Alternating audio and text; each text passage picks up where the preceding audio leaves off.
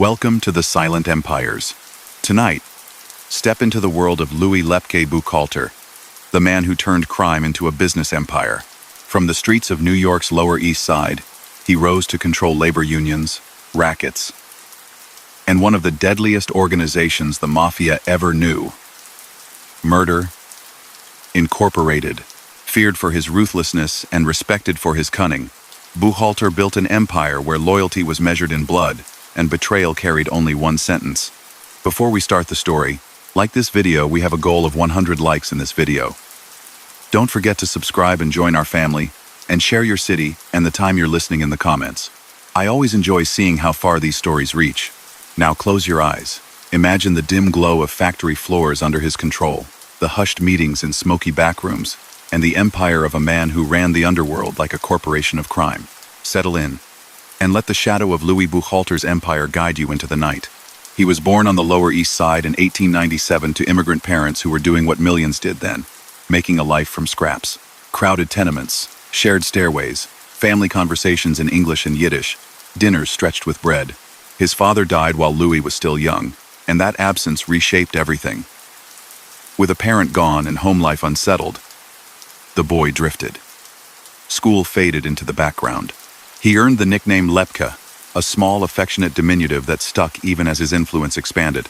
In a neighborhood where kids grew up fast, he found older boys who watched doorways, carried messages, and earned coins by doing errands nobody described too loudly.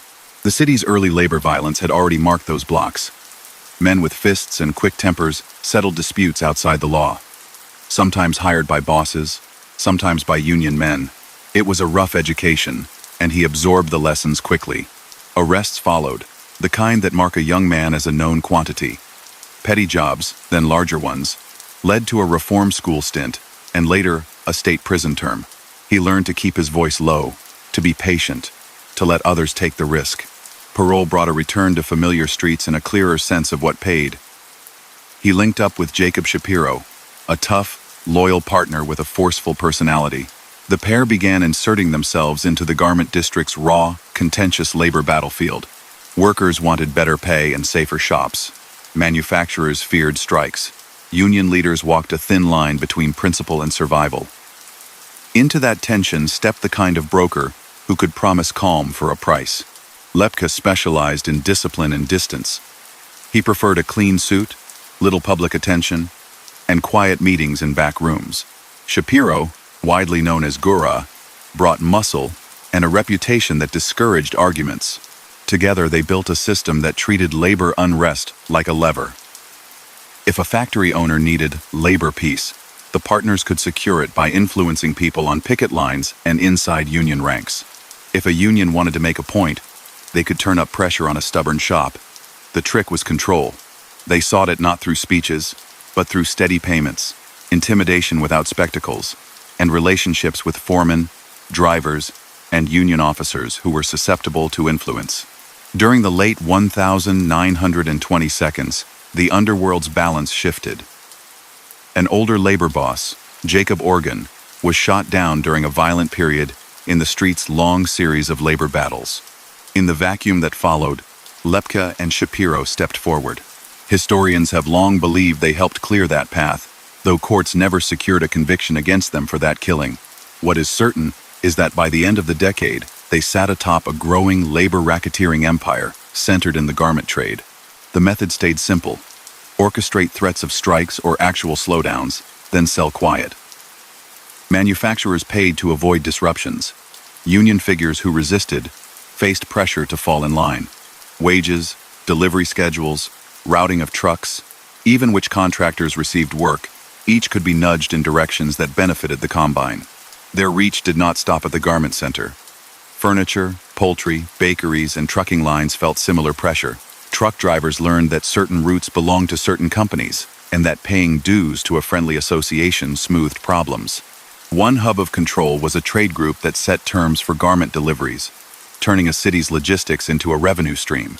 On paper, it looked like industry coordination. In practice, it allowed the partners to tax commerce quietly. The sums added up.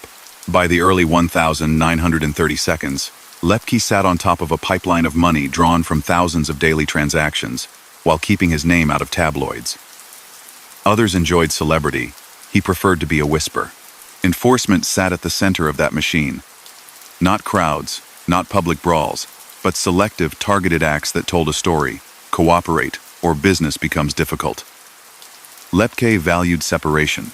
He used layers of intermediaries, made sure orders traveled through trusted aides, and relied on a pool of street enforcers whose names filled later indictments and newspaper columns.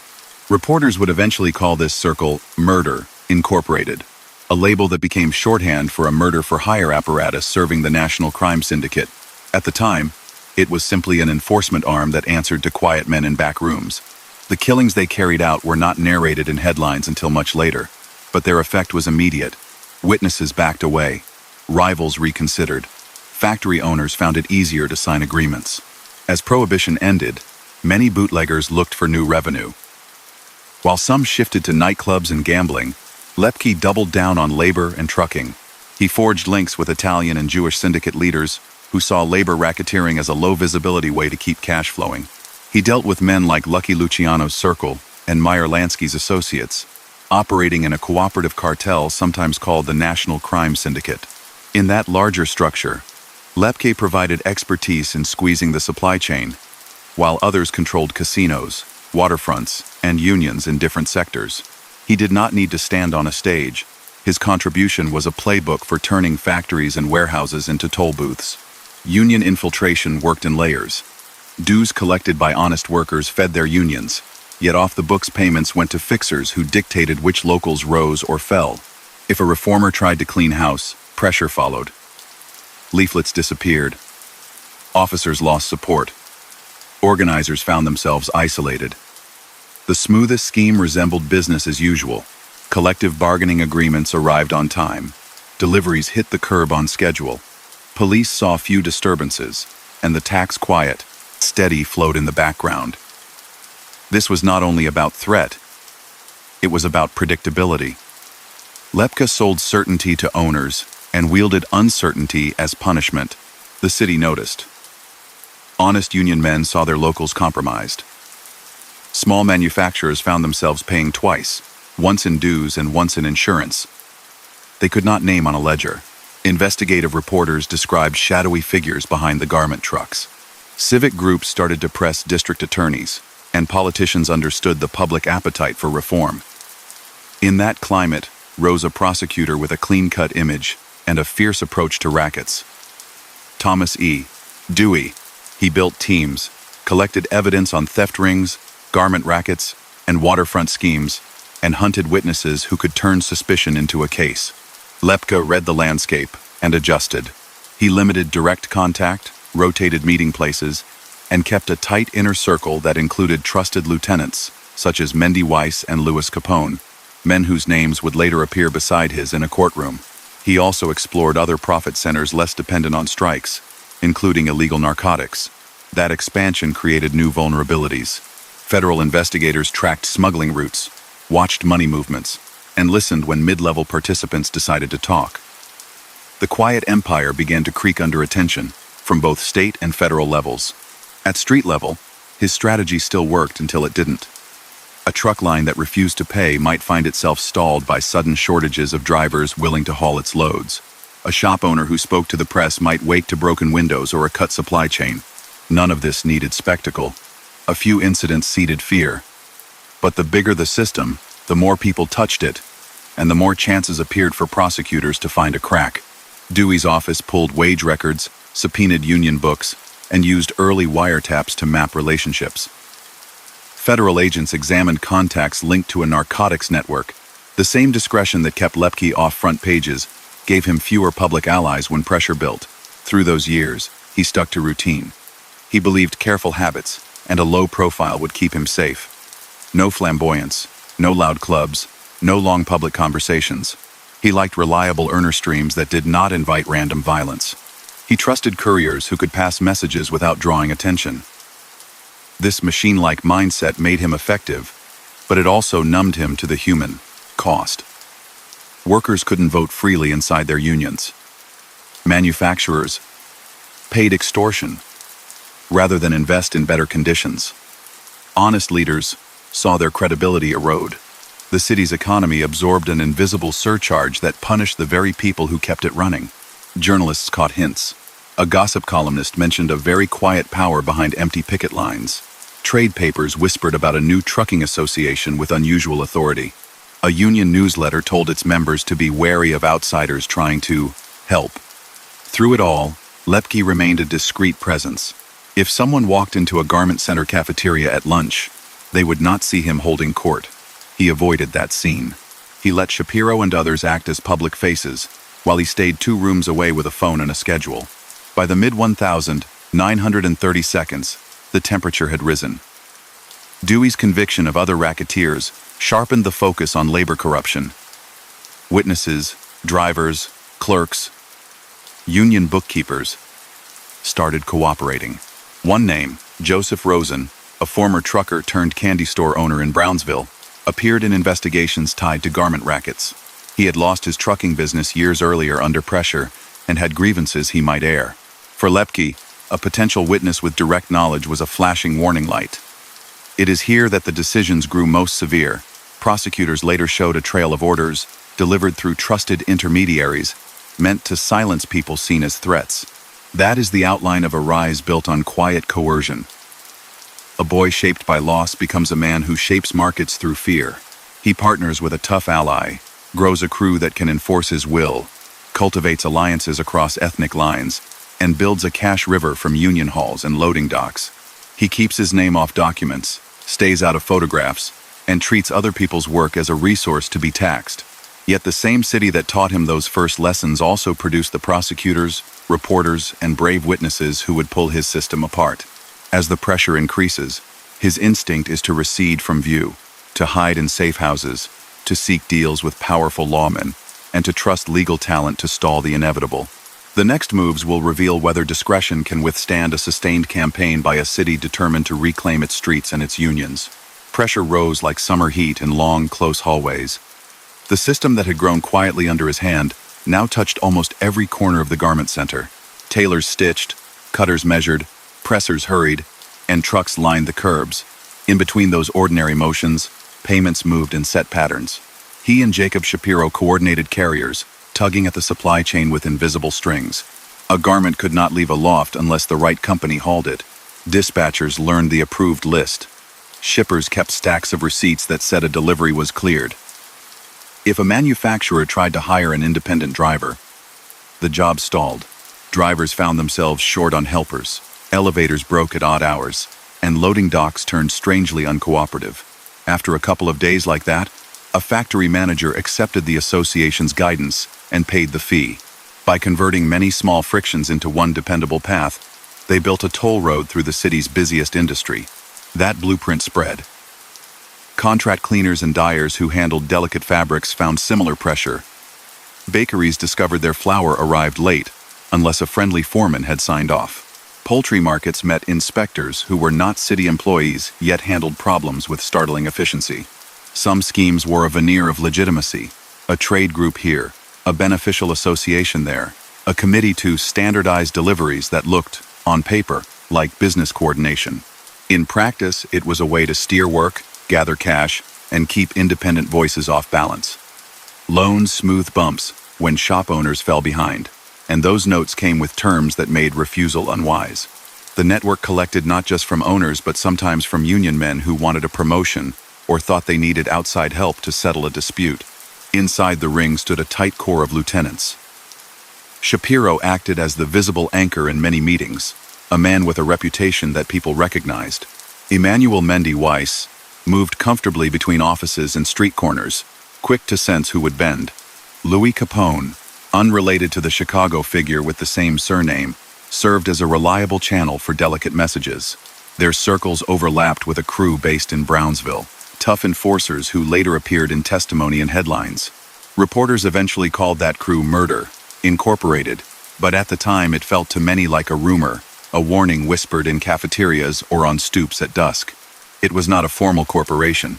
It was a pool of men used by different bosses across the city's cooperative underworld, and Lepke's group relied on them more than most. He worked at a remove. Orders rarely traveled directly from his lips to the final actor. He preferred chains.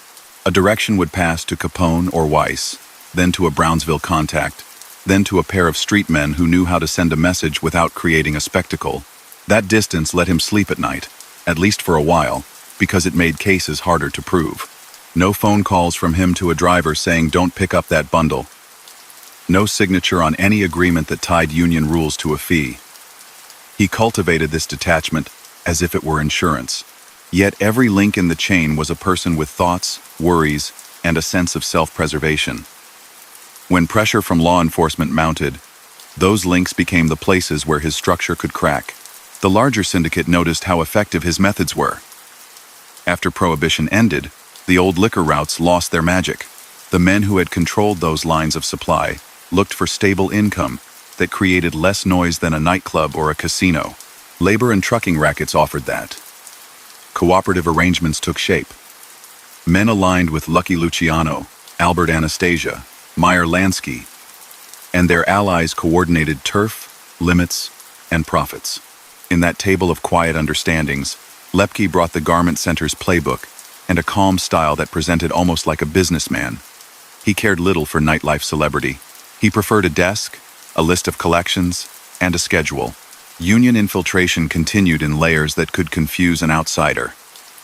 Honest officers tried to secure contracts and protect members, and many did good, difficult work. But a few nodes corrupted by outside cash made the difference. A strategic local here, a business agent there, a key shop steward on the right shift, nudged by payments or pressure, could swing outcomes. Ballots sometimes vanished. Committee chairs turned over quickly. Reform slates found themselves short of signatures, and a protest would dissolve before it reached the street. Workers still went home with weekly envelopes, which masked the erosion of their voice. Owners got predictability if they paid. That dull certainty disguised the underlying coercion. The city's response hardened. Mayor Fiorello LaGuardia championed cleanups, and state investigators began untangling patronage webs. In that climate, a rising prosecutor, Thomas E. Dewey, built a team that treated rackets like complex financial cases rather than street brawls. He gathered clerks who understood ledgers, investigators who tracked freight, and lawyers who connected small acts to a larger plan. His office mapped which carriers served which shops and how changes followed private meetings. Instead of running into picket lines, he sought paper trails, patterns of phone calls, and testimony from men who could show what lay beneath quiet streets. Dewey's earlier wins against other racketeers convinced witnesses that this time the cases might stick. Lepke adjusted, but not enough. He rotated meeting places, minimized public appearances, and avoided phones when possible. He leaned on confidants who had already proven they could hold their tongues under stress. He kept his name out of newspapers while two trends converged against him. First, small manufacturers, worn down by fees, began to talk to reporters who promised discretion.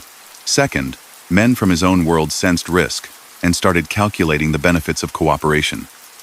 A driver afraid for his job could rationalize a confidential interview. A clerk tired of carrying 2 sets of books might decide to protect himself. In the midst of that growing scrutiny lived a former trucker named Joseph Rosen. Years earlier, Rosen had been forced out of business in a fight over routes and influence. He was not a leader with access to every secret, but he had personal knowledge of how pressures worked on the street. He ran a candy store in Brownsville and nursed grievances. Investigators believed he might speak. For Lepke, the possibility that Rosen would tell a grand jury more than his name set off alarms. Pressure on potential witnesses became a priority. The enforcement pool that had once focused on labor disputes now turned to quieting people who knew too much. Around the same time, federal agents turned up evidence of a narcotics network that touched his circle. It was not his main business, but it offered profit and connections outside the garment center.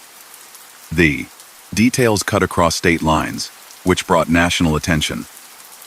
A local case he might manage. A federal case posed a different level of threat. With the state pushing racketeering charges and the federal government examining narcotics, he faced a two-front legal battle. He made himself scarce.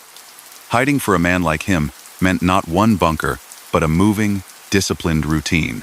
A borrowed car late at night, a short ride to a furnished room under another name, curtains drawn even in the afternoon, a quick trip to a barber in a different neighborhood. a doctor who made house calls.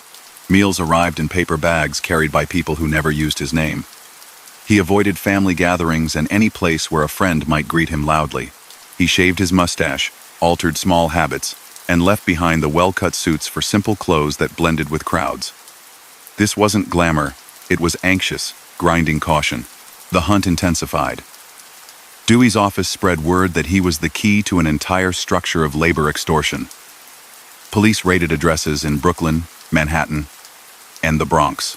Agents stopped cars near bridges and watched cafeterias where union men met after dark. Newspapers ran stories about a ghost who commanded a great deal of money from behind a closed door. Some headlines exaggerated, but the effect was real. Underworld partners felt heat, and legitimate businessmen who had signed quiet deals wondered whether to break ranks. Underworld politics grew tense. No one wanted to be near a man the city had decided to make an example of. Allies urged him to leave the country, or at least the coast. Others advised a dramatic surrender to reset the terms. In that swirl stepped an unlikely participant, a famous radio columnist, Walter Winchell. He had connections to law enforcement and had cultivated relationships with figures across the city. A plan emerged that involved the FBI. The idea, shrewd from a public relations standpoint, would allow federal authorities to claim a high-profile fugitive while keeping him away, at least temporarily, from Dewey's courtroom. The evening it happened, it felt more like theater than crime drama. Winchell told listeners to stay tuned. Federal agents prepared for a meeting. J. Edgar Hoover, keen on headlines that showed his bureau's reach, embraced the arrangement. Lepke, nervous but calculating, weighed the risks. A federal case first might mean a manageable sentence and the illusion of control. He stepped from the shadows and surrendered to the FBI in 1939, a rare moment when a fugitive chose the stage rather than the back door. Photographers got their pictures. The Bureau claimed a victory. Dewey fumed that a state case was being delayed. In federal court, a narcotics conspiracy charge moved swiftly. Faced with strong evidence and the hope of shaping his future by limiting exposure, he pleaded guilty. A sentence followed that sent him to Leavenworth for a long stretch, more than a decade behind high walls far from New York's garment center. He traded the constant strain of hiding for the confined certainty of a federal penitentiary.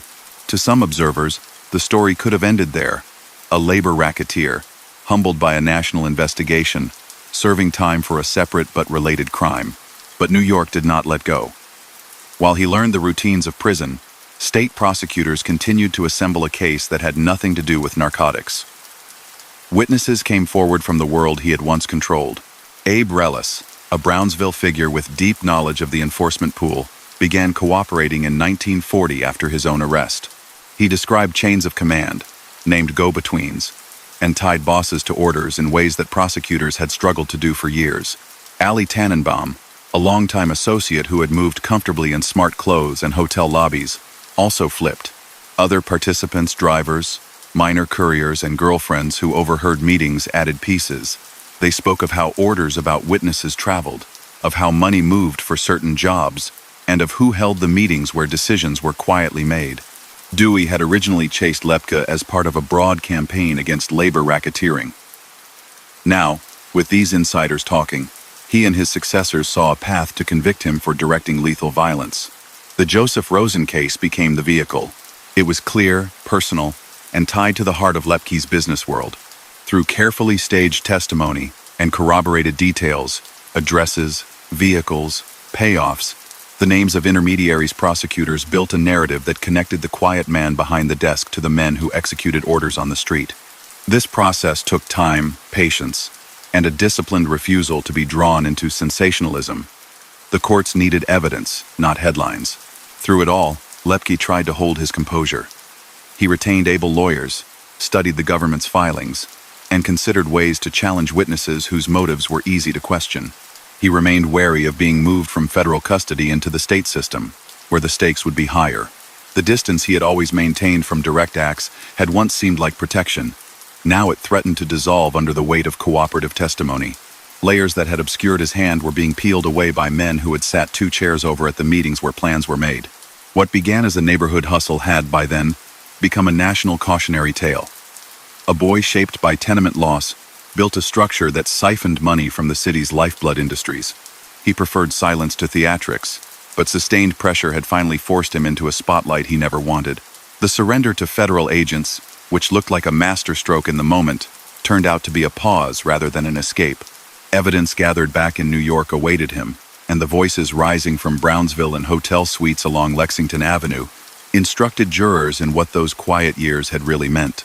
The path he had chosen, discreet, layered, relentlessly practical, was closing. Back in the garment district, life went on. Machines thumped, chalk dust floated in cutting rooms, and trucks moved under schedules that no longer felt quite as rigid. Some workers believed reform had finally started to bite. Some owners felt relief. Others wondered if new pressures would simply replace the old. Union reformers took heart from headlines that suggested they might reclaim their locals. The city had been bullied into patterns that favored a few men in back rooms. Now, however imperfectly, it was beginning to draw those decisions into the open. The name whispered for years on loading docks found itself spoken aloud in court filings and in the plain voices of men who had decided to tell what they knew. Marshals came for him before dawn.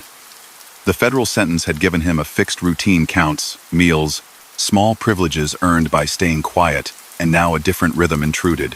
Papers moved between Washington and Albany, and then a writ pulled him from Leavenworth to a Brooklyn courtroom that had been waiting since the first witness decided to speak.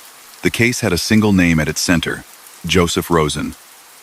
Prosecutors framed it not as a colorful saga, but as a sober matter of cause and effect inside the garment world. A former trucker who refused to bend had become a danger to those who used fear as a tool. The state meant to prove that the order to eliminate that danger traveled up a chain familiar to those who had worked in Brownsville and the garment district. The man leading that charge in Brooklyn was William O'Dwyer, the district attorney who had built a special unit to pursue the brownstone offices and storefront back rooms where enforcement orders were born. He was not chasing nightclub mythology. He chased memos, money, habits, and the kind of quiet meetings that never made front pages until someone decided to talk. His team had already spent months flipping men from the same pool of enforcers who had long taken contracts from multiple bosses. They offered protection to those willing to testify and made it clear that secrecy, the underworld's favorite cloak, no longer guaranteed safety. Two names stood out among those who switched sides. Abe Relis, a small, sharp-eyed man with a memory for dates, routes, and conversations, began cooperating after his arrest. He walked prosecutors through years of handshakes and instructions, sketching a structure where a handful of organizers kept their own hands clean while others carried out the rough work. Irving Ali Tannenbaum, comfortable in nicer clothes and hotel lobbies, added testimony about who sat in which chair when decisions were made. Relis knew the Brownsville crew from the inside. Tannenbaum had often been the man who heard an instruction in a midtown suite and relayed it to someone further down the ladder. Together, they mapped a chain that pointed toward the man already serving time in a federal penitentiary. The picture they drew matched what many observers had suspected, but had never been able to prove. The garment center's labor wars had spawned a market for peace. Those who controlled that peace could award and remove it. Lepke, careful and spare with words, had occupied the top rung in the garment and trucking slice of that market.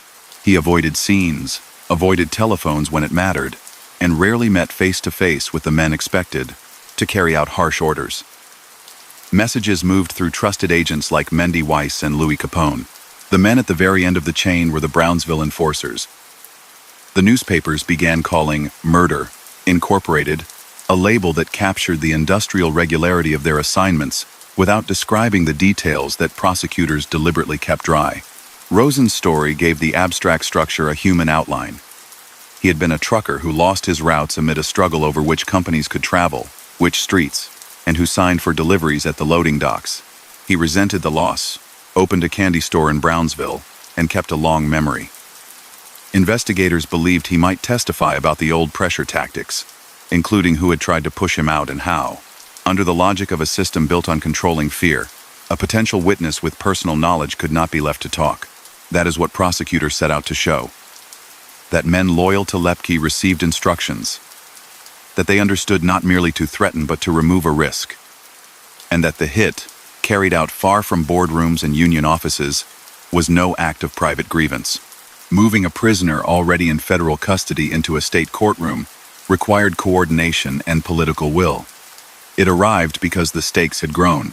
The Brownsville crew had begun to fall one by one, under O'Dwyer's pressure. Trials led to convictions. Some faced the ultimate penalty. Others accepted long terms. The atmosphere changed inside safe houses and jail cells. Men who had once relied on silence began to measure self-preservation differently. Each new witness allowed prosecutors to connect another link. Even small corroborating details, a lobby sighting, a borrowed car, a code phrase stacked into a case that began to look like a diagram rather than a tale. The courtroom that finally received him was crowded but controlled. Reporters filled benches. The public lined up early. The defendant, already wearing the weight of a federal sentence, sat beside co-defendants Weiss and Capone. The state's theory rested on structure, that a leader used intermediaries to direct men drawn from the Brownsville pool, that those men understood the purpose, and that the death of a potential witness was not an accident of street life, but the result of a decision. O'Dwyer's team kept emotions low and facts steady. They called witnesses who had been inside the room when orders were discussed. They produced business records and travel logs. They showed the jury how a machine designed to influence unions could turn its methods inward when it needed to stop a leak. The defense leaned hard at the credibility of cooperators. Reles, they argued, had every incentive to embellish to save himself. Tannenbaum had also cut a deal. Others had motives that could be questioned. There were no first-person accounts of the man at the top giving a direct instruction. The defense emphasized that gap again and again. It had for years been Lepke's protective wall, layers of distance, phrases uttered by someone else, tasks carried out by men who did not even see him. His lawyers asked jurors not to fill in a missing step with assumption. Prosecutors answered with corroboration. They showed how different witnesses who disliked each other told the same story in outline. They matched names with dates yielded by long-distance phone records, and with ledger entries kept by union functionaries who had no reason to care about Brownsville. A woman recalled a conversation overheard from a back hallway. A driver remembered a destination, and the name of the man who stepped from a doorway to make a call. Small, innocuous facts, offered without flourish, gave the case shape. The jury watched a structure, not a scene. That was the state's plan all along. Outside the courtroom, the atmosphere turned stranger. The most famous cooperating witness, Reles, had been housed under police guard in a seaside hotel, repurposed for safekeeping. In the middle of that tense period, he died after falling from a window. The circumstances were murky and remain a matter of dispute. That moment triggered a torrent of headlines and a bitter joke in the tabloids that he had been the canary who could sing but couldn't fly. For O'Dwyer, the loss of his most prolific source was a blow, yet not fatal to the broader effort. Enough testimony had already been preserved, other witnesses remained, and many details had been anchored by documents and by people not easily dismissed as gangland figures. The trial went forward. Jurors returned with guilty verdicts against Lepke, Weiss, and Capone, and a judge imposed the most severe sentence available under state law. It was a remarkable outcome. A labor racketeer whose main talent had been keeping his distance was convicted of ordering lethal violence without anyone ever producing a recording or a signed note. The strength of the case came from patterns instead of spectacle. It also came from the public's shifting patience. New Yorkers had watched loading docks, trucking routes, and union halls bend for years. They wanted a reckoning that reached above the street level. Appeals began immediately. Lawyers argued that the state had relied too heavily on the word of compromised men. They said the judge had erred in letting certain statements in, or in limiting cross-examination. They argued that the jury had been swayed by publicity. Some said that moving a federal prisoner into a state system for a capital case raised questions that higher courts should weigh. The case climbed through the appeals process while he remained in a cell, shuttled between federal custody and state control depending on which hearing was next. Newspaper readers saw the names of judges they rarely considered, as those judges parsed fine points of procedure. While that legal battle stretched on, the rest of his world collapsed. Jacob Shapiro, his longtime partner, had been convicted in a separate extortion case involving the garment trade. He went away for a substantial term, removing from the street a figure whose reputation had often served as a deterrent all by itself. Other pillars of the Brownsville enforcement pool were convicted, and in several instances, executed after their own trials. A few were given life sentences. The combination of state cases, federal investigations, and the corrosive effect of insiders talking stripped the network down to fragments. The garment center changed as a result, though not overnight. Reform-minded union officers, encouraged by the spectacle of cases that reached the top, began to tug their locals away from old fixers. Some shops saw genuine collective bargaining without off-the-books fees. City agencies tightened oversight of trucking associations and loading docks. The wartime economy added pressure for clean supply lines. Uniformed workers watched docks where military goods moved. New federal price and production controls created multiple layers of oversight that made private shakedowns harder to hide. No one pretended that corruption vanished. But the particular structure Lepke had built no longer stood. Inside prison walls, he adjusted to a new role. A man who once traded in certainty now waited on uncertainty. Appeals consumed time and energy. He met with lawyers, reviewed transcripts, and learned to follow the language of court decisions. He had little room to maneuver. There were whispers that he sought deals, that he offered to help with broader inquiries if the state would reconsider the sentence. Those efforts went nowhere. The posture of New York's leaders had hardened. They believed they had finally found a way to reach the men who turned labor into a toll. Any backroom reprieve would have betrayed the very lesson they were trying to send. He kept to the habits that had sustained him: measured speech, a preference for listening, a reliance on a small circle. Yet the old advantages of reserve faded when every conversation occurred under watch. Visitors left notes in official hands. Letters passed through censors. Phone calls, when permitted, were monitored. The discipline that once kept him invisible now kept him confined within the policies of institutions that owed him nothing. From a distance, the underworld resorted itself. Younger figures looked at labor racketeering with caution. Gambling and loan sharking, less likely to draw state passion in a wartime city, seemed safer. Certain waterfront unions remained compromised, but the garment center felt different. The sight of a powerful racketeer facing a state sentence that overrode even a federal term had made an impression. The lesson extended beyond one man. It showed that prosecutors could take a complex business model control of trucks, enforcement by a pool of specialists, payoffs masked as associations, and translated into a courtroom narrative that a jury could grasp. For the families whose lives had been pushed around by that model, the shift brought mixed feelings. Some garment owners found relief in paying fewer fees. Others faced the raw reality of bargaining without a guaranteed peacekeeper, however corrupt that peacekeeper had been. Workers in certain locals felt their voices grow stronger after years of stage-managed votes. The broader public absorbed it all as a sign that institutions could, when pressed hard enough, turn against well-rooted private empires. The legal calendar narrowed. New York's highest court upheld the conviction. Federal courts declined to disturb the state judgment. The case reached the nation's top court through petitions that were denied. Each denial closed an avenue he had hoped might open back onto a life, however reduced, that did not end in a death house. Time began to have a different texture. Days were measured by legal mail and by the muted sound of officers' shoes in a corridor.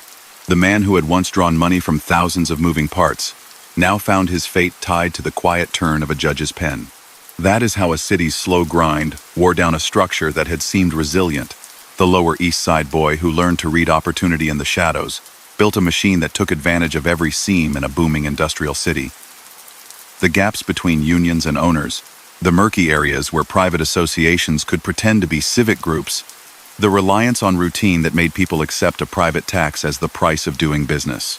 When enough witnesses decided to speak, when enough ledgers survived to be read aloud, and when a state attorney committed to stitching those fragments into a whole refused to be distracted by spectacle, the machine stopped. The appeals that followed were not a revival but a coda. He remained a figure people spoke about in careful tones. Even reduced to a prisoner, he represented an era when quiet men could move millions of dollars without ever appearing in a photograph. Journalists kept writing because the arc of his case explained something larger about the city. It showed how unchecked power in the name of labor peace could siphon wages and weaken unions. It also showed that distance, his favorite shield, could finally be bridged by the ordinary evidence of daily life: a phone call, a receipt, a hallway conversation. As the last appeals faded, he understood that the problem was no longer what anyone could prove or disprove about a single night in Brownsville. The issue had become what a jury had already accepted, that a leader is responsible for the foreseeable consequences of a system he designed to turn fear into income. Winter crept in while lawyers ran out of pages. The last appeals had been argued, the rulings handed down, and the dates began to solidify in ways that made sleep harder. He had known cells before, but death row carried a different silence. Guards spoke softly, footsteps echoed. Doors clicked shut with a finality that left no doubt about their purpose. He kept to routine, because routine was the one thing he could still control. He read, he met with attorneys, who always arrived with a plan to try, and he received visits from spiritual counselors who spoke to him about repentance, duty, and the dignity of honest confession. He listened more than he spoke. That was his habit long before iron bars, and it did not change now. The legal petitions kept circling the same core argument that the state had depended on men who changed sides to save themselves, and that those witnesses had reason to alter facts. Lawyers pointed again to the absence of a direct order recorded in any form the public would recognize. They asked for a new trial, or at least for mercy that would change the sentence.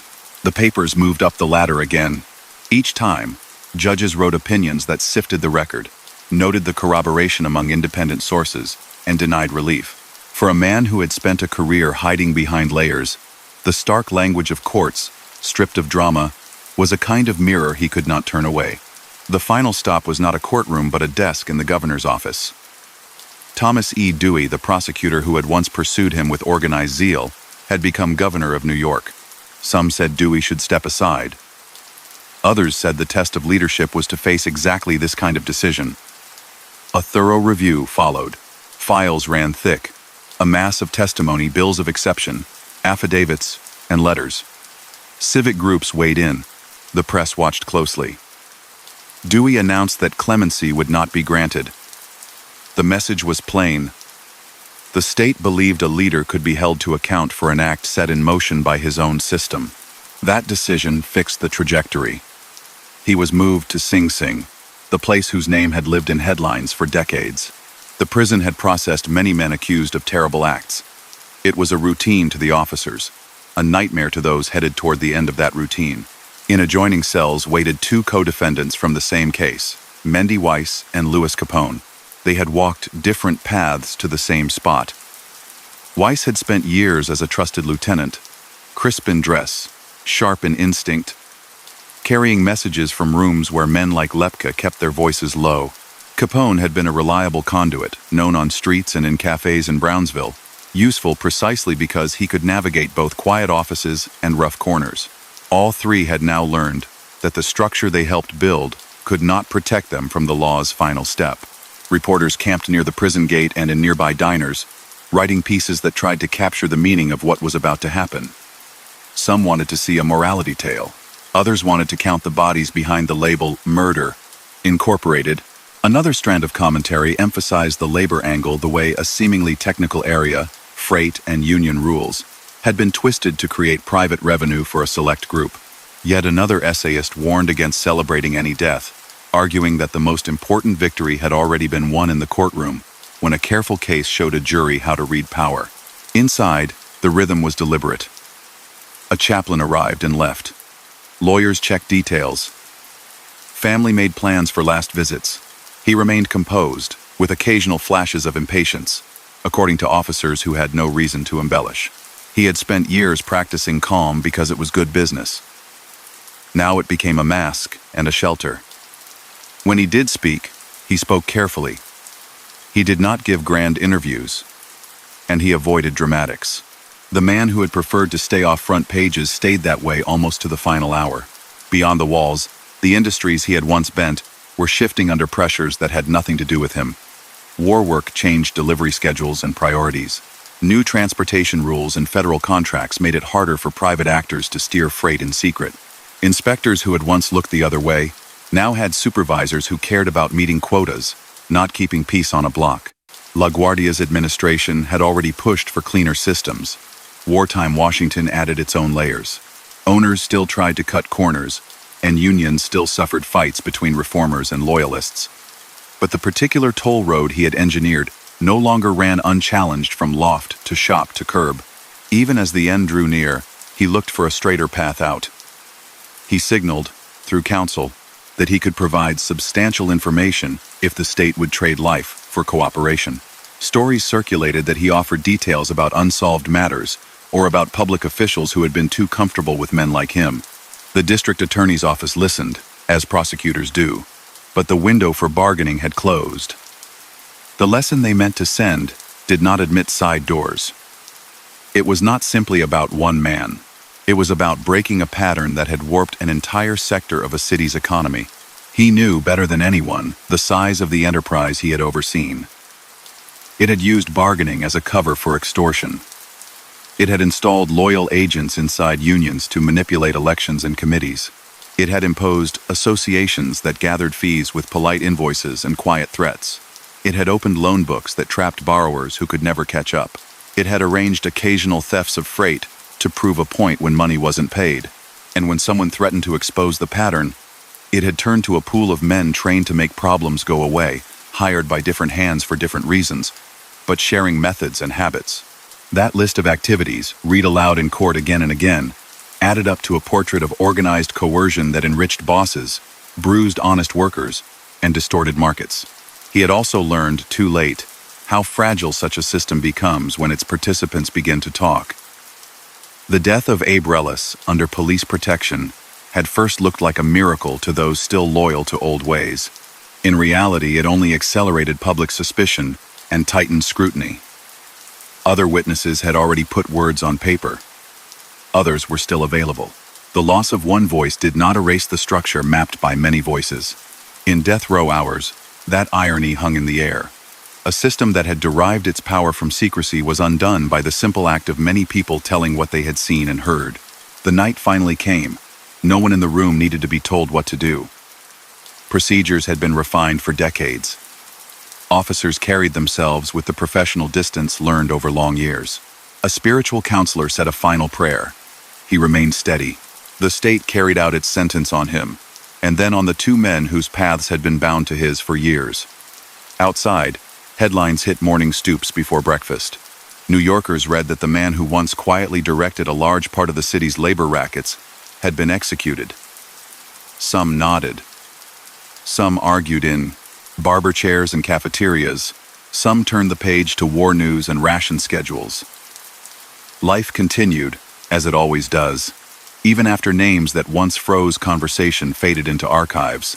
With that act, he joined a very short list.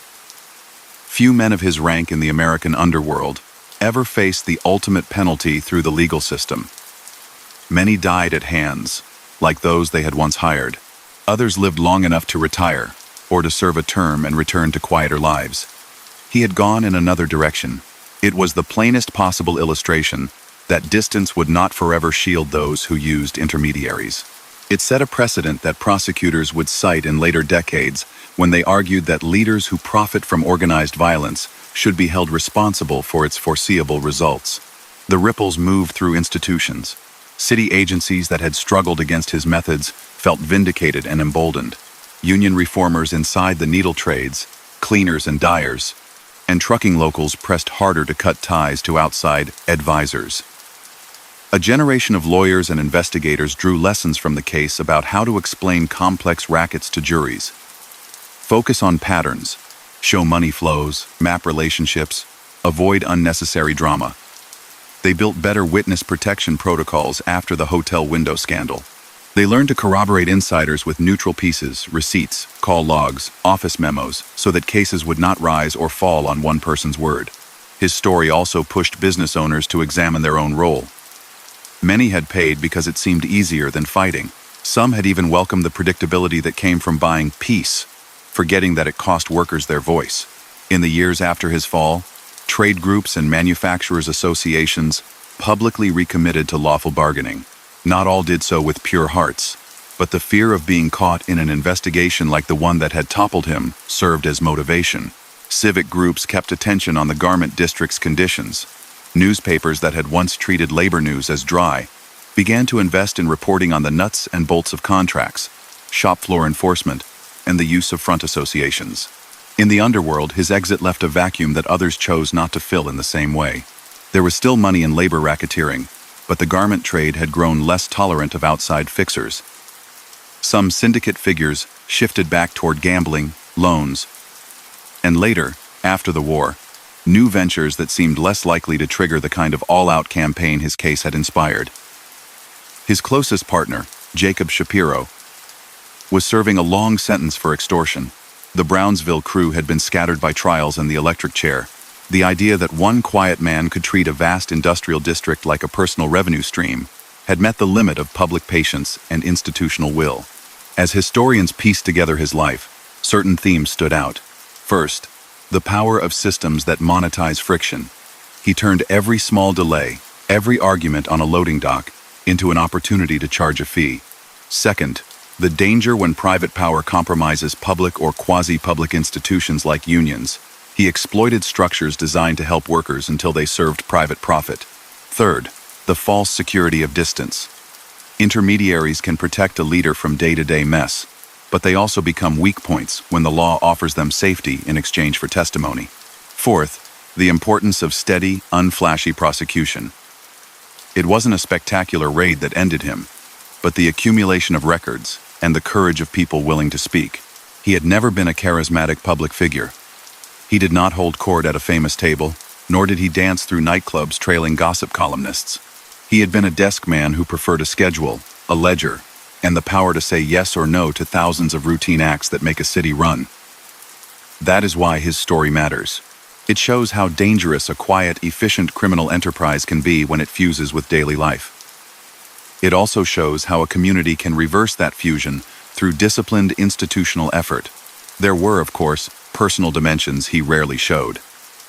The boy from the Lower East Side had lived in crowded rooms where money was tight and futures were improvised. He moved up by learning to read people and to wait for the right moment. He valued control because it offered safety. Those instincts, channeled into legal business, could have built a different life. Channeled into the world he chose, they produced a network that harmed thousands of workers and distorted an industry. In prison, he sometimes spoke with a kind of fatalism about choices hard to undo once taken. In the end, what people remembered were the facts fixed by courts and the broader picture painted by careful reporters. Extortion of garment manufacturers and trucking companies, infiltration of unions through bribery and threats, operation of protective associations that were fronts for private taxation, loans that turned into traps, direction of lethal punishment for perceived threats, cooperation with a larger syndicate that coordinated rackets across boroughs and cities, a federal guilty plea in a narcotics conspiracy, and finally, a state conviction for directing the death of a man whose testimony was feared. That list, read without flourish, remains the clearest account of his career. He did not leave memoirs. He left case files, transcripts, and the cautionary tale of a city that mistook smooth streets for peace when, in fact, those streets had been smoothed by a tax collected in shadows. After his execution, the garment district did not become perfect, but the name that had once been a whisper became a warning in civic memory. If a quiet man in a nice suit offers to help deliver calm, ask who gains and who pays. That was the lesson New Yorkers took from the life and fall of Louis Buchalter, and it traveled beyond 7th Avenue into every corner where labor and money meet. After the sentence, the city turned the page. Yet the full shape of what he built only becomes clear when the lens pulls back across earlier years and wider rooms. Long before the surrender to federal agents and the courtroom where the Rosen case was argued, the Lower East Side in Brooklyn had bred a particular kind of fixer. Immigrant trades crowded into narrow streets. Unions formed, split, reformed, and argued over tactics. Owners tried to survive tight margins and constant demand.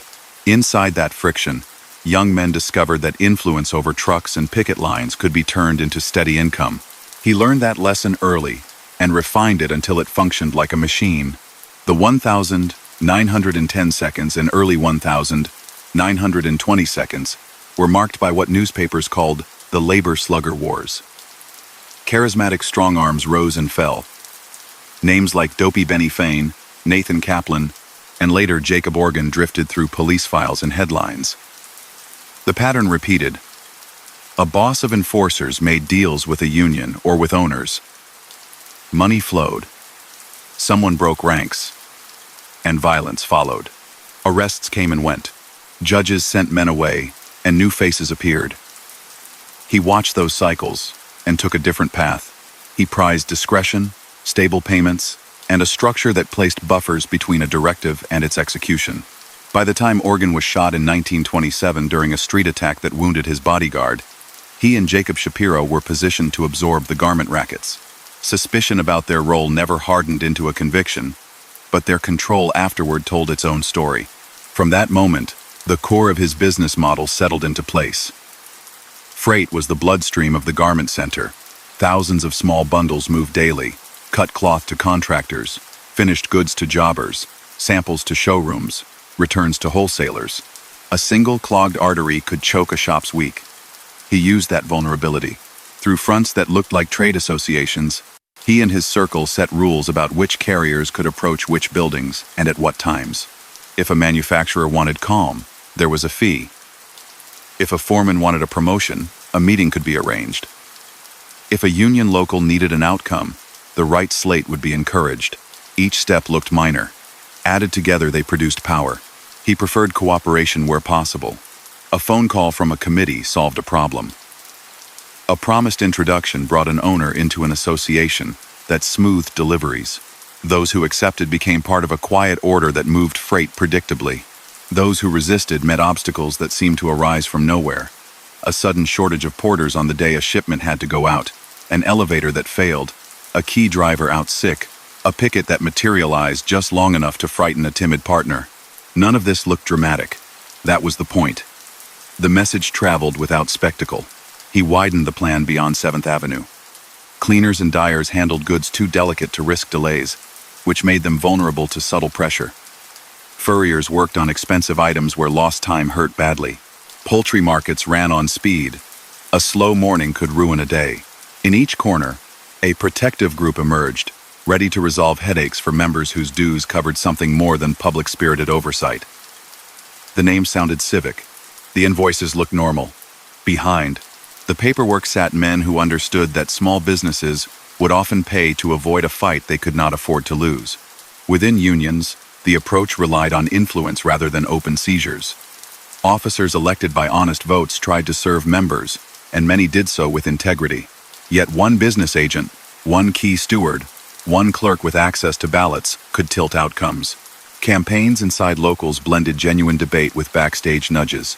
Reformers found leaflets missing or meetings rescheduled. A slate lost by a few votes after a handful of members were warned off the hall. The union still functioned. Contracts still got signed. The difference lay in who steered the edges where decisions were implemented. Through those edges, money flowed. He valued reliable lieutenants. Shapiro brought a directness that many read as a warning not to test limits. Mendy Weiss moved easily between the tidy world of offices and the rougher corners where enforcers waited for instructions. Louis Capone served as a conduit who knew which doors to knock and which to avoid. Around them, a pool of specialists from Brownsville and nearby neighborhoods took assignments for many bosses across a broader syndicate. Later, reporters named that pool Murder Incorporated, a label that stuck because it captured the impression of routine, even when prosecutors, mindful of community standards, avoided all lurid detail. Inside the underworld, the reality was simple: a group of men available for hire, a set of methods familiar to those who operated in that world, and a few quiet organizers who kept their own hands off the final act. His network meshed with a larger structure that had consolidated after Prohibition. Italian and Jewish figures created a kind of cooperative to reduce turf wars and stabilize income. People called it the syndicate or the commission.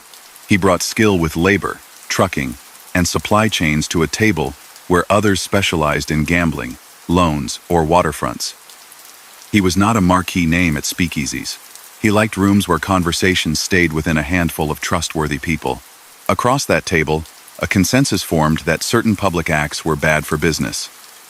When a loud bootlegger threatened a prosecutor, wiser heads arranged to remove the problem and keep heat off the rest. He lived in that climate, guided by its preference for quiet solutions. Evidence of narcotics trafficking linked to his circle surfaced during the late 1932s, and although it was not his central business, it mattered because it brought federal attention and interstate jurisdiction. Long before his surrender to the FBI, federal agents had been gathering threads. A guilty plea there, followed by a long stretch in Leavenworth, reflected a calculation that a controlled loss might protect him from the state's more dangerous case. That calculation failed when state prosecutors, fed by testimony from former allies, mapped the chain that tied orders to outcomes in the Rosen matter and convinced a jury that leadership brought responsibility. His life in hiding before surrender revealed his instinct for system over spectacle. He shaved a mustache, altered small routines, lived in furnished rooms under other names, and used couriers who avoided his name altogether. The same care that had kept him out of tabloids kept him moving during that anxious period. He avoided family gatherings and stayed away from familiar restaurants. He did not swagger. He waited, listened, and measured risk. A radio columnist with a flair for theater, Walter Winchell, offered an unexpected channel, and J. Edgar Hoover embraced the chance to show the FBI bringing in a top fugitive. That moment delivered headlines that flatter federal power and irritated state prosecutors who had stacks of files on their desks. When the case moved from narrative to judgment, other stories unfolded around it. William O'Dwyer's team built a model for complex rackets prosecutions: document patterns, protect witnesses as best as possible, and corroborate insiders with neutral facts so juries could follow, without having to trust any single compromised witness. The suspicious death of Abe Relace, under guard at a seaside hotel, shocked the city and made painful jokes possible, but it did not destroy the state's work. Enough testimony had been locked in, and other voices, including Allie Tannenbaum and lesser figures, filled in gaps. After convictions and a sentence that undercut the old assumption that high-level organizers would always avoid ultimate accountability, appeals ran their course. Clemency was denied by a governor who had once made his name chasing rackets. The end followed. What came after him matters because it shows what his enterprise actually did to a city. With the core of his circle gone, shop owners in the garment district rediscovered bargaining without backroom taxes. Unions began a slow, rough process of reform that never moved in straight lines, but nonetheless improved the chance that votes inside locals reflected members rather than outsiders.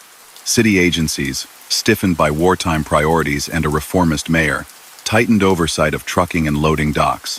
Federal contracts for uniforms and equipment required schedules that left little room for private tolls. The old system of associations lost power because officials learned to ask what those dues really bought. The larger culture absorbed his case in other ways. Future prosecutors used it as a template for explaining complicated crimes to juries without relying on dramatics.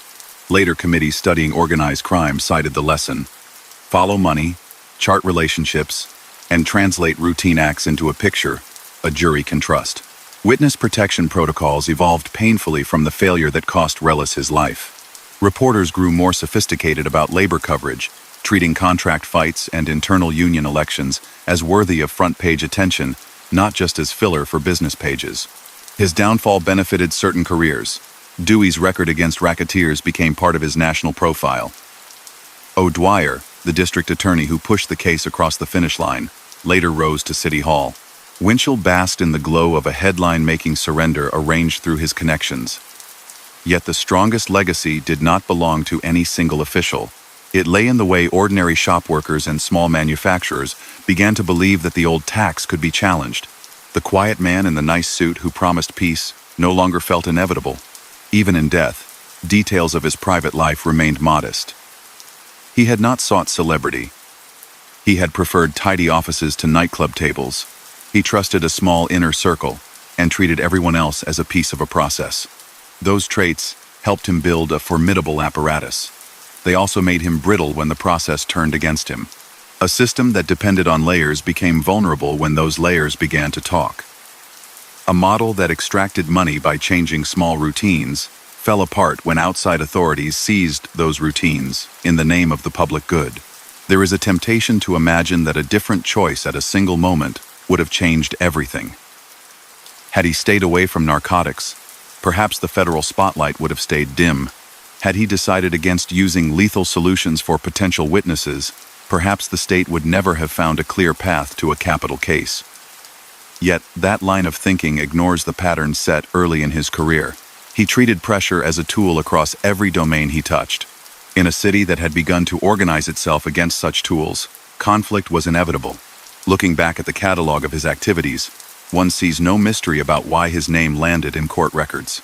Extortion against garment manufacturers who wanted predictability. Pressure on trucking firms and dispatchers to sign on with preferred associations. Infiltration of locals through paid agents. Manipulation of ballots and committees. Loans at terms that guaranteed dependency. Selective thefts to prove a point. Participation in a broader syndicate that coordinated rackets. A period as a fugitive. A federal guilty plea.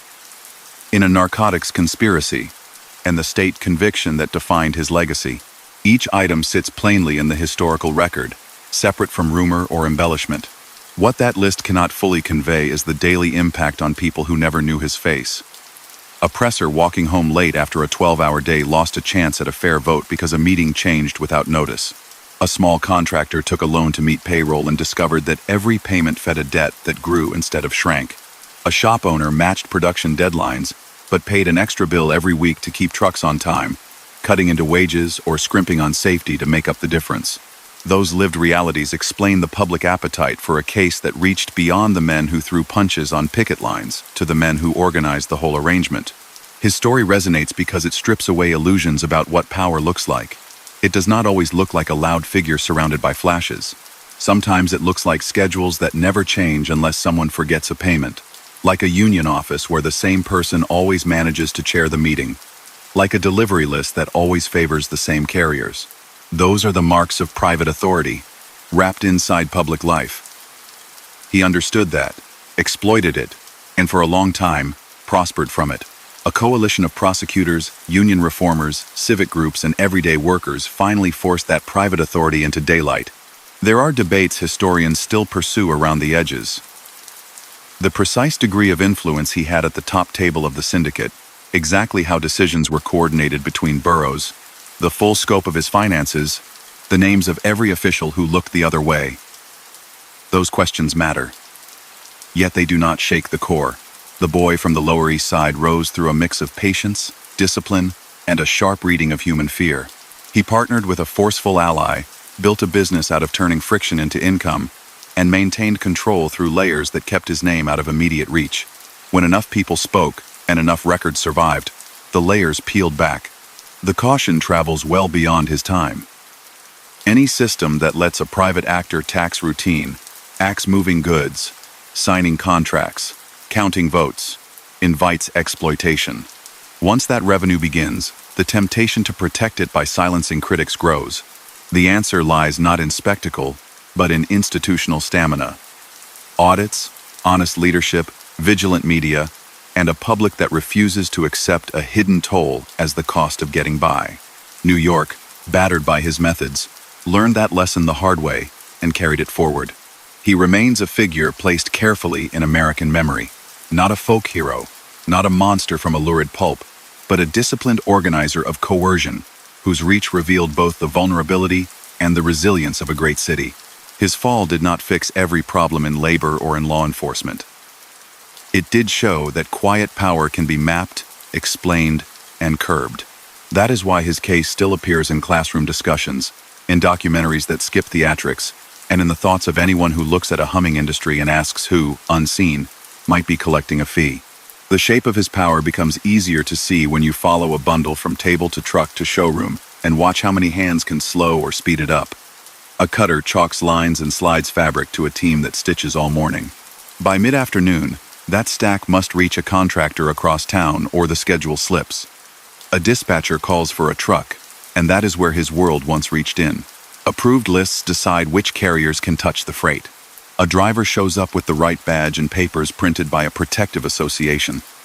The elevator operator knows him and waves the cart through.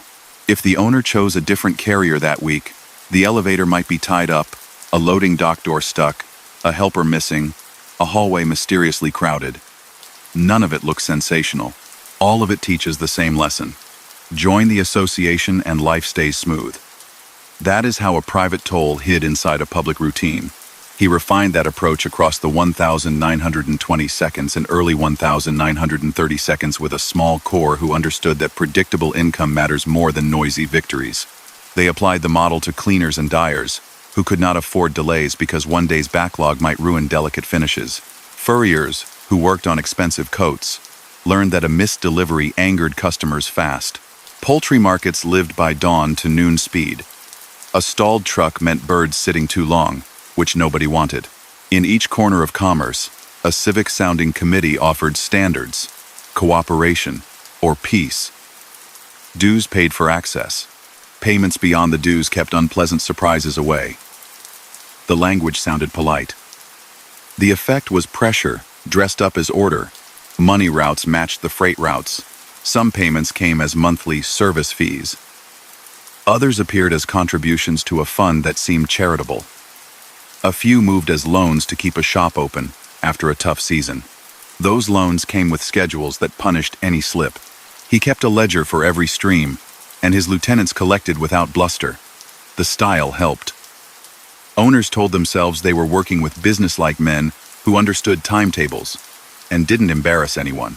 The result was a system that made a city's productive rush feel calm while transferring a share of that productivity into private hands. Unions sat at the center of this world, and he recognized that influence over a handful of nodes could produce results without the chaos of open warfare. Honest officers bargained hard and often improved lives in real ways. He did not try to run entire unions. He tried to lean on a few critical posts. A business agent who assigned shop stewards in the right places, a clerk who handled credentials, a committee chair who decided when to allow floor debates. Those roles became leverage points. He used quiet payments and quiet warnings. Elections still occurred, contracts still got signed, and members still saw gains. The difference was that certain outcomes always favored people who cooperated with the outside associations. Over time, that favor became habit. Habit became expectation. Expectation turned into a private tax on everybody's routine. He rarely raised his voice. He did not seek headlines. He preferred a calendar, a list of collections, and a few well-chosen intermediaries. That was the role that suited him, the coordinator who keeps many parts timed to the minute. Jacob Shapiro worked as partner and shield, walking into rooms first, making sure the tone stayed clear. Emmanuel Mendy Weiss handled delicate messages and watched for hesitation. Louis Capone functioned as a conduit between offices where the language stayed civil and corners where enforcers waited for assignments. Around them lived the Brownsville crew, men who would later fill books and trials.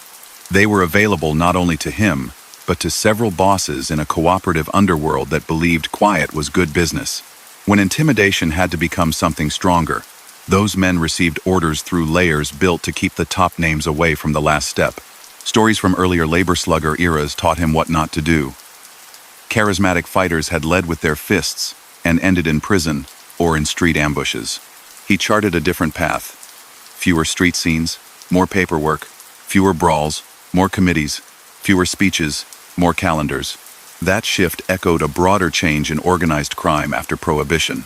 When liquor bans ended, the men who had moved whiskey looked for steady revenue that attracted less attention than a nightclub. Leadership circles that included Italians and Jews agreed to a kind of cartel. They avoided open turf wars. They shared information and coordinated strategies. In that environment, he offered a service, a way to turn labor unrest into a controllable meter that gathered money and bought predictability. Others brought casinos, loans, or waterfront control. He brought trucking lines and union influence. There were exceptions to his calm approach. When he saw threats that couldn't be managed with dues and warnings, he turned to the same pool of specialists everyone else used. Prosecutors later named killings they said could be tied, through intermediaries, to his desire to protect revenue and keep witnesses from telling grand juries what they knew. Those cases moved forward without sensational language in court because the state understood that juries respond to structure, not theater. Trial records captured the outlines. A potential witness. A meeting to discuss the risk. A message that traveled down a chain. And a result that ended the risk. The most famous of those matters, tied to a former trucker who knew too much about garment rackets, defined his legacy.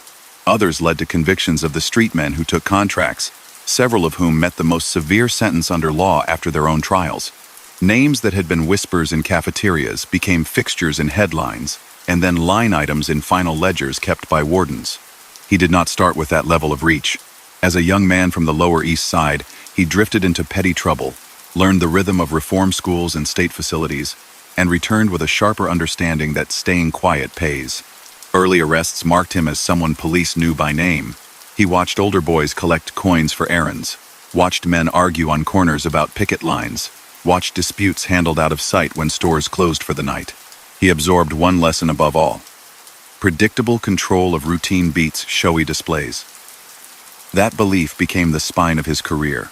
By the late 1922, after Jacob Organ fell in a street attack during one of the garment world's recurring power struggles, he and Shapiro moved quickly. They stepped into meetings with manufacturers, and with certain union figures who had found it harder and harder to hold firm positions without outside help. They framed their role as problem-solving. They could reduce strikes, they could standardize delivery schedules, they could keep costly delays from spoiling seasonal runs when every day mattered. The price was presented as membership dues or a small premium attached to freight. For many, that price felt smaller than the cost of chaos. Bit by bit, influence hardened into control. He hired lawyers who understood the line between a civic association and a front. They advised on charters and bylaws to give cover to groups that were, in reality, mechanisms for collecting cash. He hired accountants who could prepare honest-looking statements. He encouraged allies to hold modest titles in legitimate unions, which gave them plausible roles at negotiation tables. He did not care about speeches at rallies. He cared about who approved trucking lists, who assigned stewards, who controlled meeting schedules. Those officials, whether honorable or compromised, lived under pressures. He could apply favors when they cooperated, headaches when they did not. The state adjusted. Mayors who campaigned on reform found that voters responded to the idea of cleaning up the city's essential industries. Prosecutors began to treat racketeering as a financial crime rather than a street fight. They chased patterns. Why did certain carriers always get the same routes? Why did certain locals always produce leadership slates friendly to a handful of outside advisors? They gathered small details: an invoice code, a phone log, a receipt for dues from an association that coincidentally matched weeks when picket lines disappeared. They put those details into narratives juries could follow. That approach, honed by people like Thomas E. Dewey and later William O'Dwyer, changed the balance. During those years, he also reached beyond the garment center. Bakers who supplied bread to thousands of families discovered that ovens cannot sit idle while a dispute drags on. Flour must arrive on time. Deliveries must leave the basement before sunrise. A hiccup in that chain ripples across neighborhoods by noon. He knew that makes for leverage. He positioned allies near loading docks and hiring halls. A similar pattern appeared in poultry, where schedules turn on dawn. Controls did not always require heavy hands. A well-placed word could convince a contractor to hire from a preferred list. A polite reminder could push a grocer to choose from a preferred supplier. The point was always the same: make the smoother path contingent on staying in the circle. Federal attention arrived through a different door. Investigators tracking narcotics networks found links to his circle. That development mattered, not because narcotics had been his main enterprise, but because it opened a separate lane for prosecution. Federal jurisdiction, interstate evidence, and the presence of a famous lawman in Washington meant a new set of risks. He responded by vanishing. Life on the run for him looked like schedules without fingerprints. He rotated apartments, shaved a familiar mustache, wore ordinary clothes, kept curtains drawn in furnished rooms under assumed names, and used couriers who never said his name. He stayed away from anyone who might greet him on a sidewalk. He trimmed every habit until only routine remained. The surrender that followed felt like a stage play designed by people who enjoyed public theater. A radio voice teased an announcement. Federal agents positioned themselves. A figure wanted for years stepped out and chose the national police over the state prosecutor who had built the larger case. Photographers caught the moment. The FBI's chief enjoyed the press. The state seethed at the delay. He pleaded guilty to a narcotics conspiracy. A federal judge sent him away for a long term. It looked, for a brief time, like careful damage control. But the state kept building its case about events in Brownsville and the garment center. When insiders began to cooperate, a different story found a home in a Brooklyn courtroom. Those insiders included men who had once waited for phone calls in candy stores that doubled as neighborhood hubs. They included a hotel lobby regular who knew which suite to visit when a decision was needed. They included drivers, clerks, and girlfriends who had watched habits for years and could recall them clearly. Together, they mapped the structure he had designed to protect himself. That map persuaded a jury that leadership carries responsibility. After state appeals failed, after a governor declined mercy, the end came at Sing Sing. Co-defendants who had served him for years met the same fate hours apart. Beyond the walls, the city moved on to war news and ration books. The collapse of his network did not erase racketeering or corruption, but it changed expectations. Garment shops found space to negotiate without an automatic extra bill. Reformers inside unions grew bolder with a headline behind them. Investigators built better ways to keep witnesses safe, after a famous failure in a seaside hotel revealed how fragile protection had been. Prosecutors learned to lean on documents and neutral facts so that cases would not depend on one defendant turned witness whose word could be attacked. Those lessons carried forward into later eras when authorities targeted other leaders who hid behind buffers. He left no memoir, only transcripts, depositions, and the faint outline of a private man who liked clean suits, orderly desks, and dependable income. He did not crave nightclub spotlight. He did not trade in tall tales. He built a machine and kept it running through the power of routine. That machine harmed people in quiet ways. A worker went home with a smaller envelope because an owner shaved wages to pay a service fee. A small contractor borrowed at bad rates to stay current with dues. A union member skipped a meeting after a whispered warning and later learned that a crucial vote had taken place. Those stories rarely reached front pages. They accumulated, though, and eventually turned into the wave that knocked his structure down. There were claims he could have told more to authorities in exchange for mercy. Some said he hinted at knowledge of corrupt officials who had tolerated his world. Others said he offered to illuminate unsolved matters in distant states. None of it changed the fixed stance of a state determined to send a message. People in power wanted to show that a leader could be called to account, even if he refused to touch the last step himself. The law did that by teaching juries to see organization as evidence. Patterns of payments, chains of command, and the predictable outcomes produced when money and fear travel together. He stands in history as an example of how influence can grow without banners or songs. It looks like a list of approved carriers on a dispatcher's wall. It looks like a bland invoice from an association with a friendly name. It looks like a clerk who always knows which file holds the ballots that matter. He did not invent any of that. He systematized it. He expanded it. He wove it across boroughs and across trades. For a decade, it felt to many like part of how the city worked. Then a different kind of routine subpoenas, court calendars, careful testimony pulled it apart.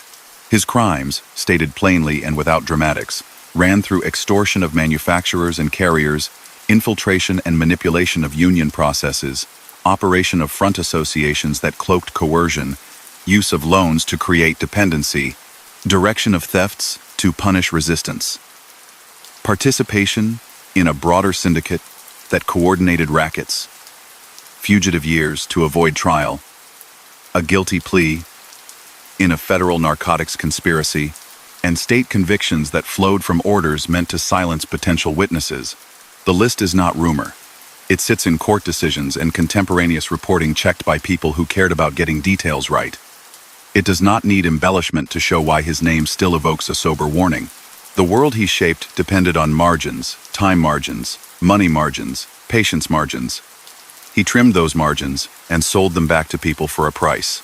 When a city learns to protect its margins with honest rules enforced by officials who answer to the public, private tolls become harder to collect. That was the deeper change after his fall. Honest officers took over committees. Inspectors answered to supervisors who cared about production quotas rather than keeping quiet. Owners who had once seen dues as a necessary expense found themselves able to say no. Not always, not everywhere, but enough to matter. His life closes on that note. A boy from crowded streets, marked by an early loss that turned school into a sideline, grew into a man who excelled at reading fear and scheduling pressure.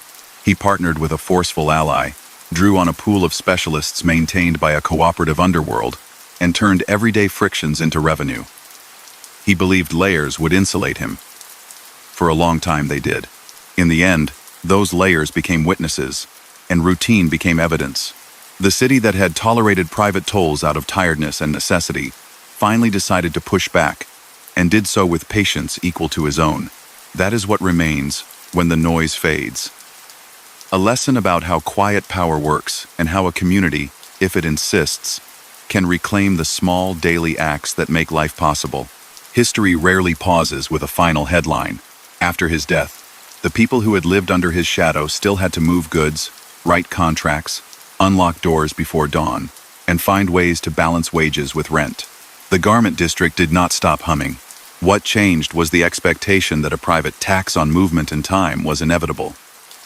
In coffee shops near 7th Avenue, owners began to compare notes in a new way. In meeting halls, members questioned slates that had always appeared as if by magic. Union reformers, not naive about the roughness of internal politics, started to push harder because they had proof that outsiders could be beaten in court. That change in mood, subtle but real, was part of his legacy as surely as any court record. Long before those shifts, the groundwork for resistance had been laid by leaders in the needle trades, who understood how fragile union democracy can be. The International Ladies Garment Workers Union and the Amalgamated Clothing Workers of America had fought for safer shops and better hours. They were not perfect, but many of their officers saw the damage caused when private brokers distorted negotiations. They created committees to monitor locals, paid attention to who controlled ballots, and built ties to civic groups and newspapers so that problems could not be buried. When prosecutors finally assembled the cases that named him, those unions provided context that reminded jurors and readers that labor itself was not the villain. The villain was the private market in fear that had grown in the cracks between honest bargaining and owners' anxiety. He had exploited those cracks with precision. Consider again the approved carrier list pinned to a dispatcher's wall. On a busy day, that list decided who got through the loading dock without delays. He made sure the list was never entirely fixed. It adjusted just enough to remind people that access flowed through his circle. A new carrier seeking work had to join a committee that looked legitimate.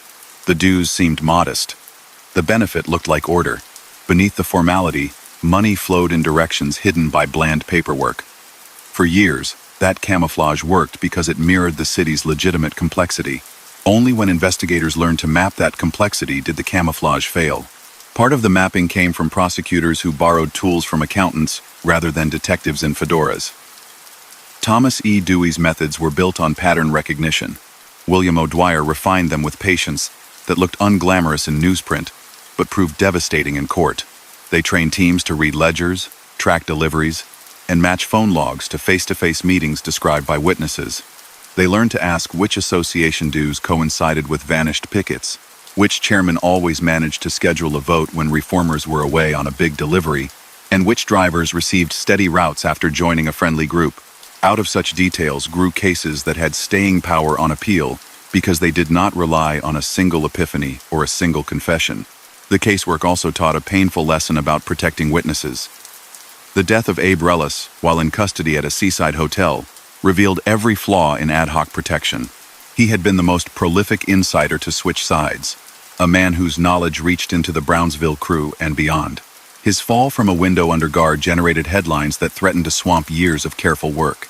Yet the prosecutions held because testimonies were nested, corroborated, and anchored by documents. In the years that followed, law enforcement slowly built sturdier systems to guard cooperators still imperfect, but shaped by that disaster. Decades later, when a federal witness protection program took formal shape, its architects had in mind cautionary episodes like that one. The circle he relied upon faced its own reckoning. The Brownsville specialists who had once treated assignments as a routine learned that juries would now see their patterns as evidence of an enterprise serving distant men in well-cut suits. Several received the ultimate penalty. Others vanished into long sentences. Names that had lived as code words inside candy stores and cafes became part of public record. Communities that had feared them for years discovered they were not indestructible. This did not erase the damage done, families grieving and neighborhoods left wary, but it shifted the tone from helpless resignation to something sterner. In the broader underworld, his fall was read as an early warning that quiet rackets could bring storms as fierce as those that followed flashy crimes. Syndicate figures who had welcomed the steady income of labor influence thought twice about using lethal solutions for business problems. Some nudged operations back toward gambling and loans, where the perceived risk of triggering a crusade seemed lower.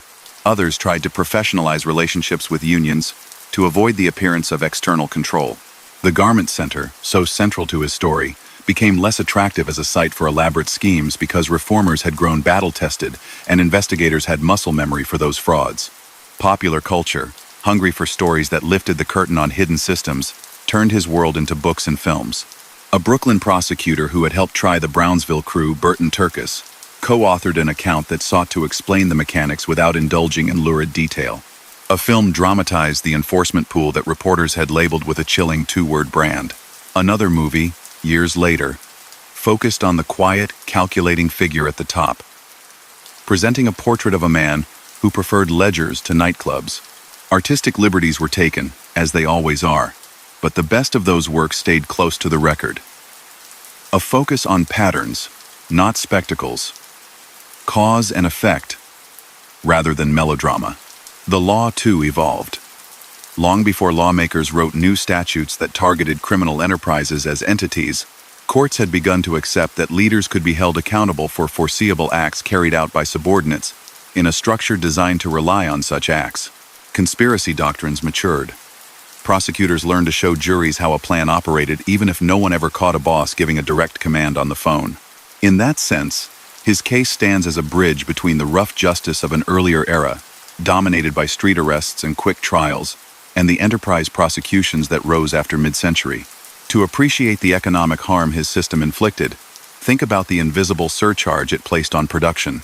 Every week, thousands of small decisions: who gets a route, which carrier stands at the dock, whether a shop steward calls a vote, were priced by the private market he created.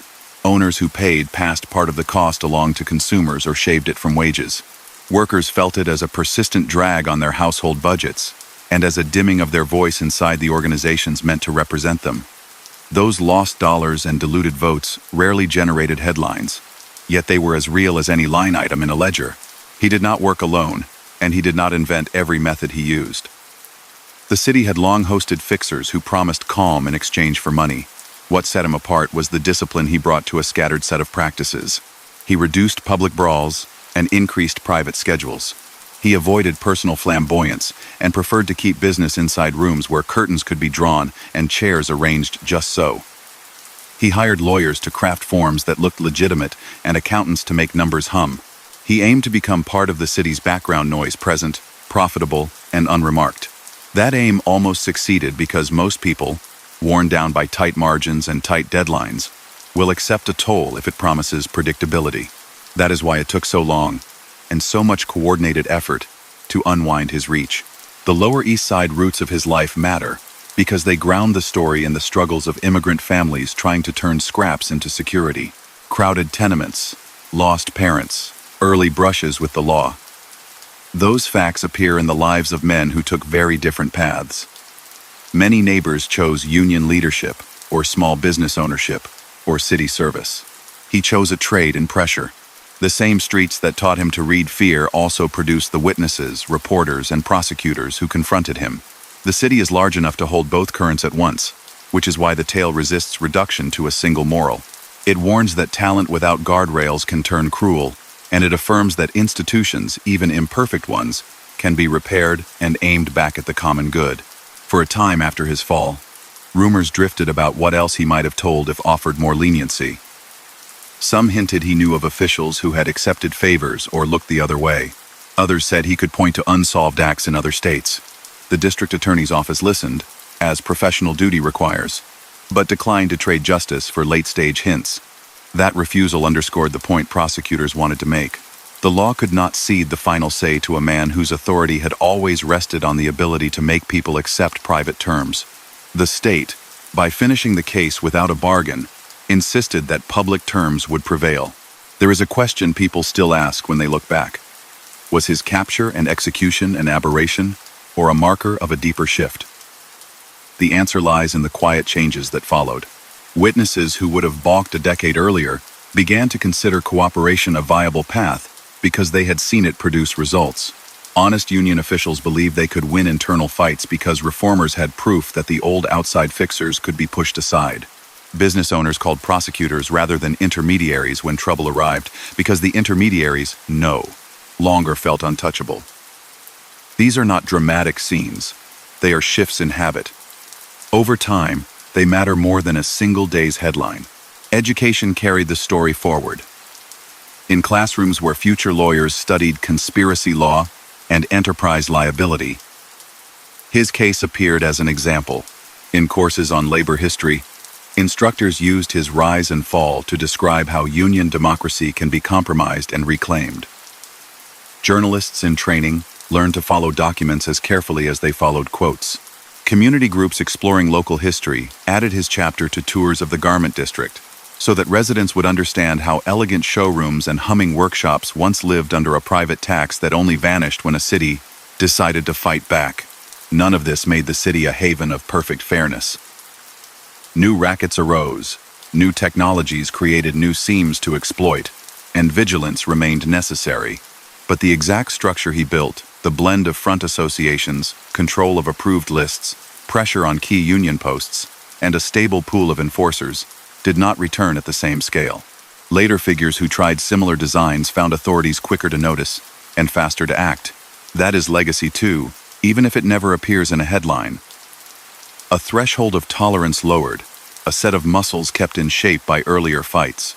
He occupies a particular place in American criminal history, not because he was loud or flamboyant, but because he showed how dangerous quiet can be when it taxes routine.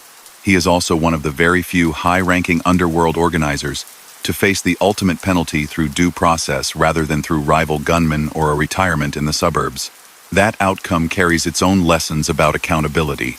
It tells prosecutors that long cases built on patient explanation can reach men who insulate themselves behind assistance. It tells communities that steady testimony from ordinary people can outweigh the swagger of those who profit from fear. If you walk the same neighborhoods now, you will not find the candy stores where messages once passed or the cafes where code names floated in the air. Many of those blocks were rebuilt. The garment center itself lives differently, buffeted by global manufacturing and digital orders. Yet a residue remains in oral histories and in the city's reflexes.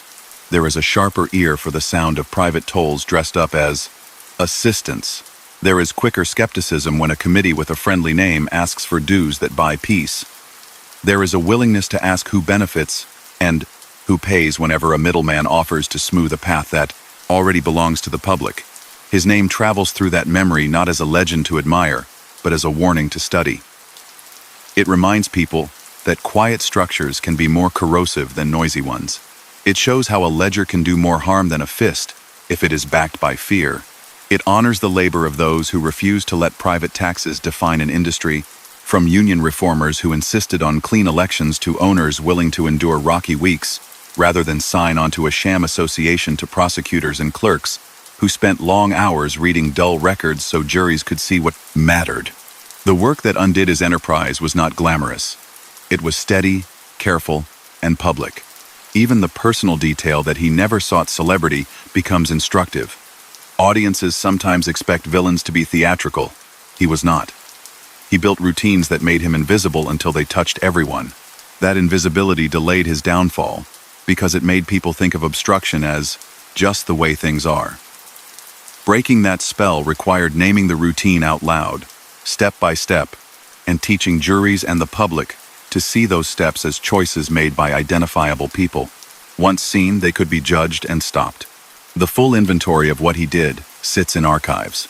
Extortion masked as membership, manipulation of internal union processes, front associations that collected dues for access, loan schemes that produced dependency, selective thefts to punish dissent, coordination with a larger cartel that minimized noisy turf fights, a period as a fugitive, a federal guilty plea for narcotics conspiracy, and a state conviction that treated leadership as responsibility for the foreseeable acts of subordinates.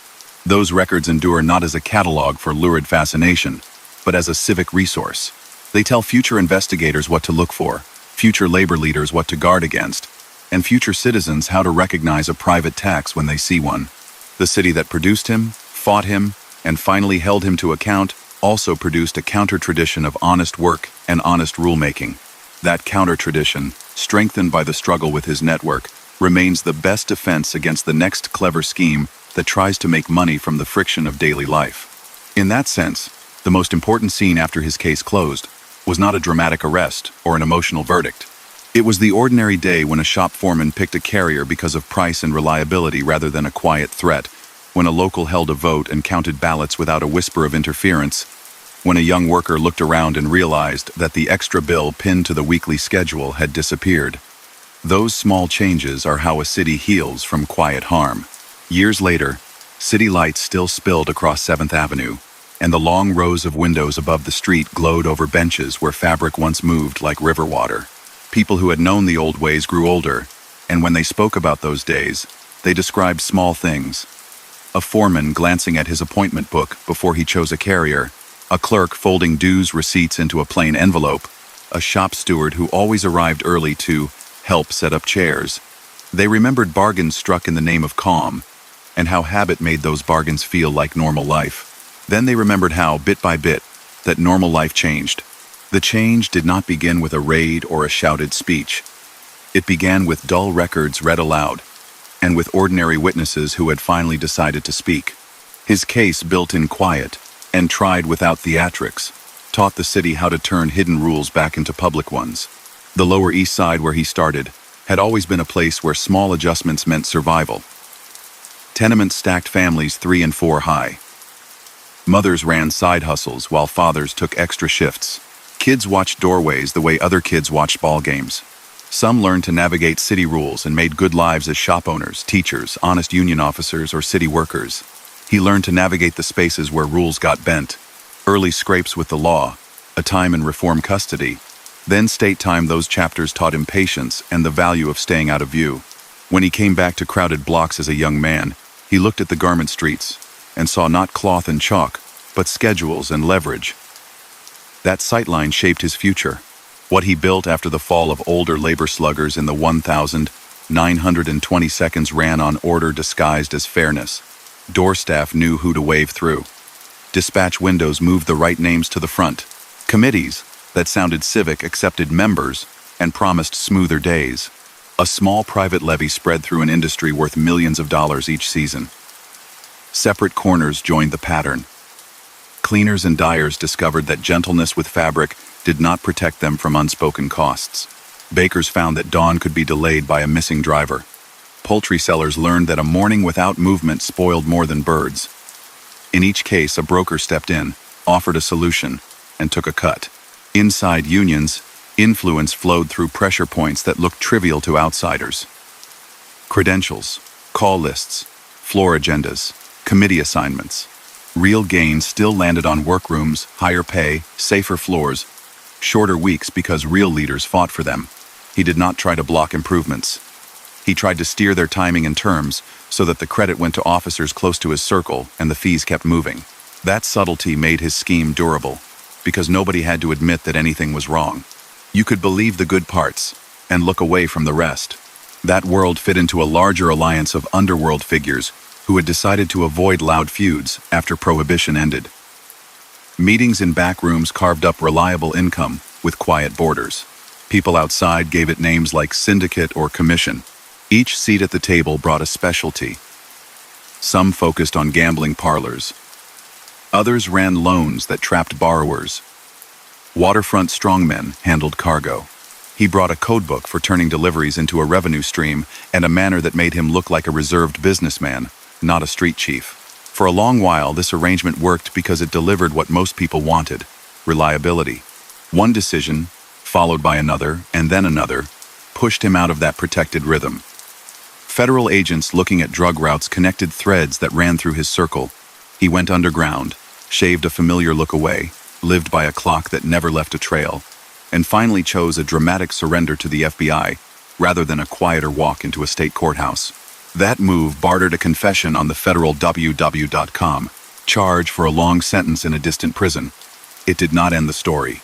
Back in New York, state investigators gathered witnesses who had been part of the Brownsville enforcement pool, and those men described how orders traveled when someone became a risk to a lucrative system. Their words, woven together with clerks' notes and phone records, and the small corroborations of daily life, carried a jury to a conclusion that judges later upheld. Leadership brought responsibility for acts set in motion. When the state carried out its sentence, the city absorbed the news and then returned to work. What remained were the habits he had taught people and the effort it took to unlearn them. Dispatchers began to choose on merit rather than fear. Union halls opened their books wider. Reform slates kept better watch over elections. Owners who had paid because it felt easier faced the ordinary challenges of bargaining without a private broker to referee. It was messy, but it belonged to them again. His case became a touchstone for officials who wanted to show that complex structures could be explained without withholding respect from jurors. Prosecutors learned to rely on patterns, not dramatic confessions. They studied money routes the way detectives used to study footprints. They built files that could survive appeals by anchoring compromised witnesses to neutral pieces of proof. The state also learned, the hard way, that protection requires more than a lock and a promise. A witness who fell from a window under guard turned into a cautionary tale that changed how law enforcement sheltered cooperators. Those changes took time, but they stuck. For union leaders with integrity, the collapse of his network created room to act without shadows. People like David Dubinsky on the ILGWU side and Sidney Hillman in the Amalgamated had already pushed for cleaner governance. They used the moment to reinforce training for shop delegates, to standardize election practices, and to build relationships with city and federal agencies so that complaints could travel along public lines. Honest leaders reminded members that the union hall belongs to them, not to anyone waiting outside. The garment district carried these lessons forward, even as the industry itself shifted.